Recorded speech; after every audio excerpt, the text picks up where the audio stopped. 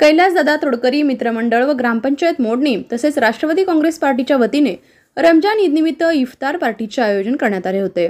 याबाबत सविस्तर वृत्तांत असा की कैलासदादा तोडकरी मित्रमंडळ, ग्रामपंचायत मोडणी व राष्ट्रवादी काँग्रेस पार्टीच्या वतीने मोडणीमधील मुस्लिम बांधवांसाठी रमजानच्या पवित्र महिन्यानिमित्त मस्जिदमध्ये इफ्तार पार्टीचे आयोजन करण्यात आले होते।